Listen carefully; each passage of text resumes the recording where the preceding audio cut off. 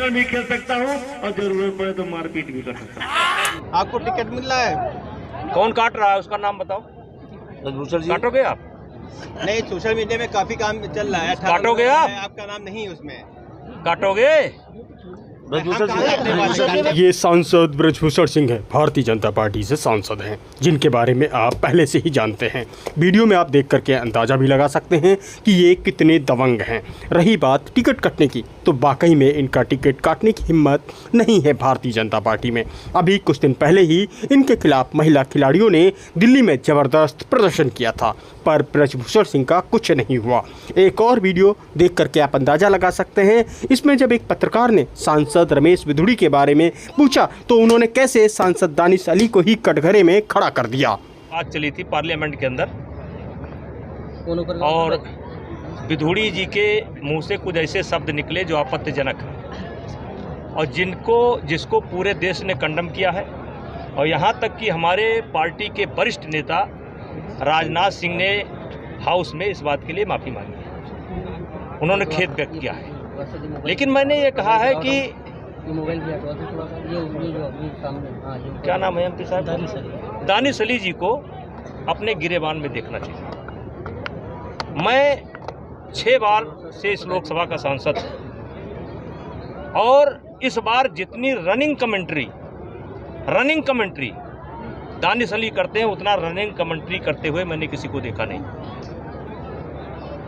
और इसीलिए मैंने कहा कि उनको अपने गिरेबान में भी झांकना चाहिए कि प्रधानमंत्री के भाषण पर भी बोलेंगे, गृह मंत्री के भाषण पर भी बोलेंगे, मतलब टिप्पणी करेंगे, रनिंग कमेंट्री लगातार वो करते हैं। और शायद ये जो घटना घटी है उसके अगर जिम्मेदार बिधूड़ी है तो उसके जिम्मेदार दानिश अली भी है। अब आप सुनिए ब्रजभूषण सिंह ने खेल को लेकर के क्या कहा, खेल को लेकर वो कितना जागरूक दिखे, देखिए इस वीडियो में।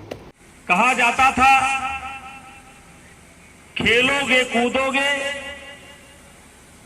होगे खराब और पढ़ोगे लिखोगे तो होगे नवाब। पढ़ोगे लिखोगे तो होगे नवाब और खेलोगे कूदोगे तो होगे खराब। लेकिन ऐसा नहीं है। हमारे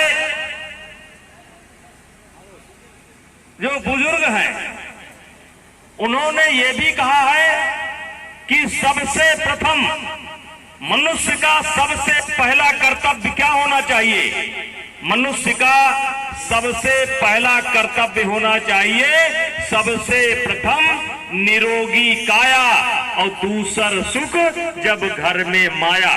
हमारा प्रथम कर्तव्य होना चाहिए कि हम कैसे स्वस्थ रहें, हमारे बच्चे कैसे स्वस्थ रहें, हमारे माता पिता कैसे स्वस्थ रहें, हमारा देश कैसे स्वस्थ रहे, हमारा समाज कैसे स्वस्थ रहे। और मेरे भाइयों, किसी ने यह भी कहा है कि स्वस्थ शरीर के अंदर ही स्वस्थ दिमाग का निवास होता है। स्वस्थ शरीर के अंदर ही स्वस्थ दिमाग का निवास होता है। और आपने हिटलर का नाम सुना होगा। हिटलर ने अपने जीवन में एक किताब लिखी है और उस किताब में उसने जिक्र किया है कि बीमार आदमी को बच्चा पैदा करने का अधिकार नहीं होना चाहिए। ये हम अपने तरफ से नहीं कह रहे हैं, हिटलर ने कहा है। क्योंकि बीमार का बच्चा बीमार ही होगा, बीमार का बच्चा बीमार ही होगा। और इसलिए और स्वस्थ बनाने में सबसे अहम भूमिका अगर किसी की है तो खेल की है। सिर्फ इतना कहना चाहता हूं, किसी भी खेल से जुड़िए, किसी भी खेल से जुड़िए, पसीना निकालिए। ये शरीर का विज्ञान है, ये शरीर का विज्ञान है। इस शरीर से जितना आप काम लोगे ये शरीर आपको उतना आराम देगा, और इस शरीर को जितना आप आराम दोगे ये शरीर आपको उतना तकलीफ देगा। आज देख लीजिए क्या हालत है। पहले पैदल चलते थे, साइकिल आ गई, साइकिल भी हट गई, मोटरसाइकिल आ गई रे। लोग कहते हैं क्या करें, हम खेलना तो चाहते हैं, समय नहीं मिलता। कुछ लोग कहते हैं हम टहलना तो चाहते हैं, समय नहीं मिलता। कुछ लोग कहते हैं हम जिम तो करना चाहते हैं, समय नहीं मिलता। मेरे भाइयों, जिंदगी की शुरुआत एस से, हाँ से और ना से होती है।